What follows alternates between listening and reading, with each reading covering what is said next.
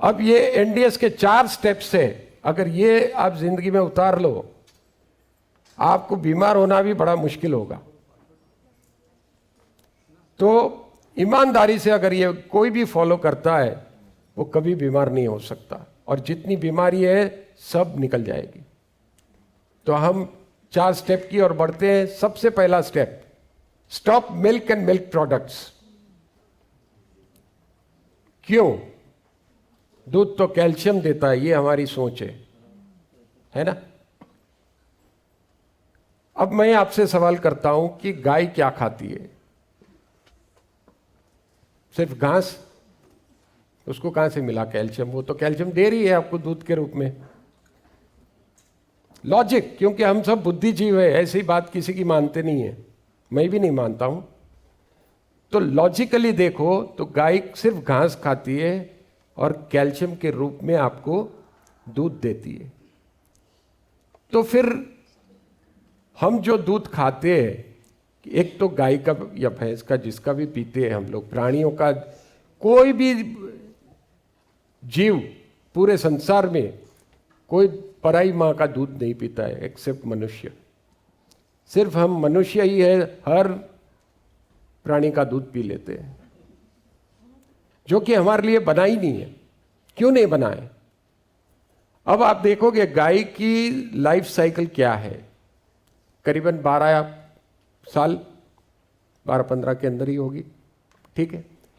लेकिन उसका दूध जो है उसके बच्चों के लिए है कि भाई वो इतना फास्ट ग्रोइंग होता है उसका साइकिल के हिसाब से, तो कंटेंट्स बहुत हाई रहते हैं।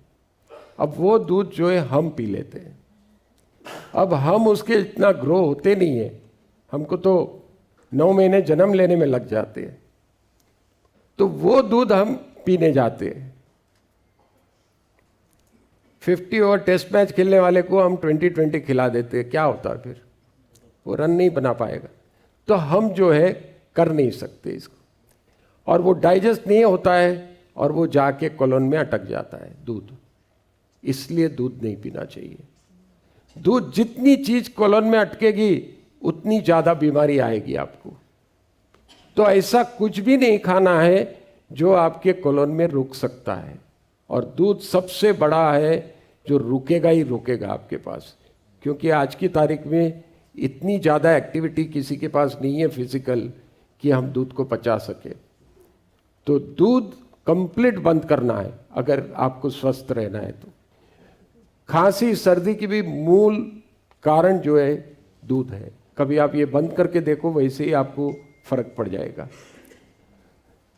दूध के साथ milk products, paneer, butter milk, yoghurt, cheese, सब कुछ आ गया। फिर ऐसा नहीं कि घी खा लिया, रोटी भी घी वाली नहीं। और एनिमल प्रोडक्ट्स, मांस, मच्छी, अंडा, कुछ भी नहीं। तो ये हुआ फर्स्ट स्टेप, आपको जो है एनडीएस में फॉलो करना है कि कोई दूध नहीं, दूध का प्रोडक्ट नहीं, ना एनिमल प्रोडक्ट्स। सेकेंड स्टेप की ओर जाते हैं।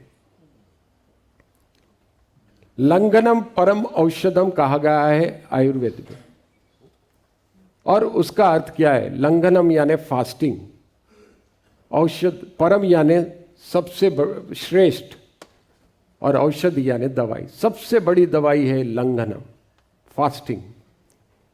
तो हमें फास्टिंग करना चाहिए। अब फास्टिंग करते हैं तो आपको जो है ना रेस्ट मिलेगा डाइजेशन को। जब रेस्ट मिलता है तो हीलिंग होगी। तो अब ये 16 घंटे का फास्ट मिनिमम हमें करना चाहिए। कब से? डिनर से।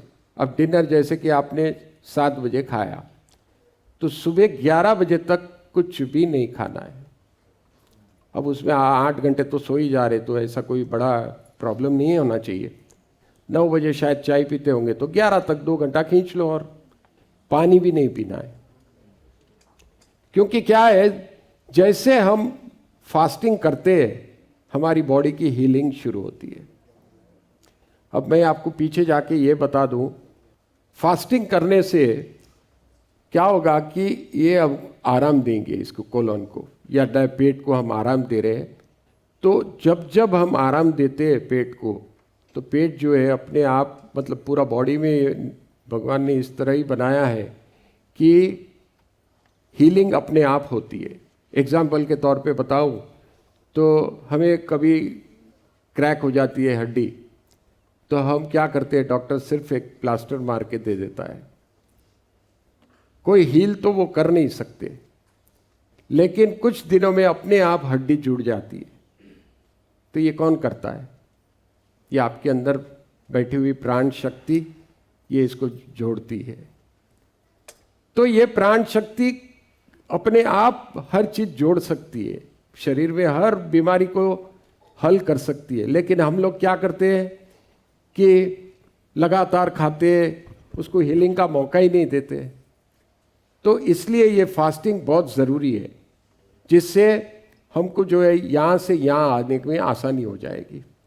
तो ये 16 घंटे की फास्टिंग करना है। या तो अगर आप न्यू डाइट सिस्टम के अगर इंडिया के वीडियो भी देखोगे तो कुछ लोग वहाँ पे, चौहान साहब भी आज की तारीख पे 6 to 8 hours after waking up बताते हैं। इसका कारण भी बता दूं कि वहाँ जो है लोग 10 बजे रात में खाते हैं, 9 बजे खाते हैं, तो उनको 16 घंटे बोले तो फिर पूरा दिन ही निकल जाएगा, तो वो परेशान हो जाएंगे। लेकिन 16 घंटे यहाँ कुछ बहुत सूटेबल है न्यूजीलैंड में, क्योंकि लगातार 99% लोग शाम में जल्दी खा लेते हैं।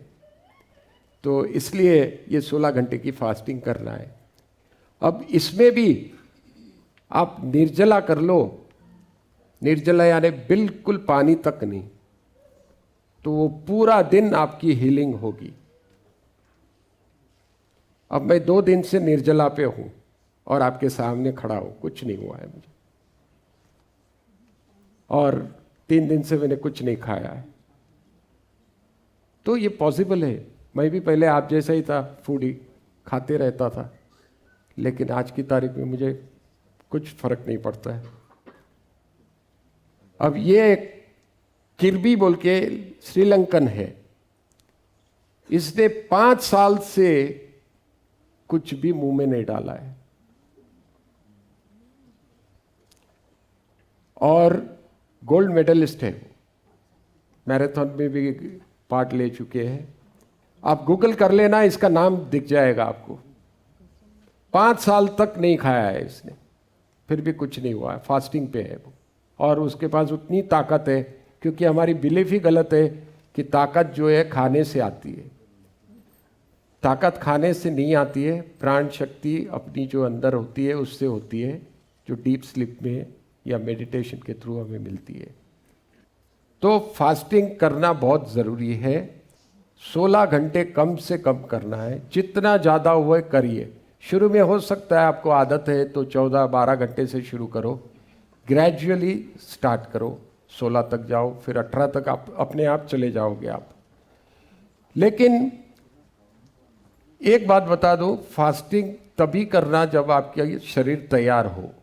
कब कब क्या होता है, हम शरीर रोज खाते रहते हैं, अचानक पूरा फास्टिंग करने जाते हैं, फिर हिल जाते आधा दिन होते कि अरे मेरे से तो ये नहीं हो रहा है, क्योंकि आप एकदम 360 डिग्री चेंज करना चाहते हैं, एक दिन में नहीं होगा। तो थोड़ा वक्त दीजिए शरीर को एडजस्ट होने के लिए, धीरे धीरे कम करो और उसके बाद निर्जला तक पहुंचो। पहले खाना खा रहे तो 2 बार खा रहे तो 1 बार करो, फिर रॉ फूड पे आओ, फिर जूस पे आओ, फिर धीरे धीरे एक जूस हटाओ, फिर जो है निर्जला पे आओ, तो बॉडी आपकी तैयार हो जाएगी। नहीं तो आप एकदम करने जाओगे, मुश्किल होगी। एकादशी या कोई व्रत कर रहा है तो उसके लिए ठीक है, लेकिन कभी किसी ने नहीं किया तो शरीर को तैयार करके करना चाहिए।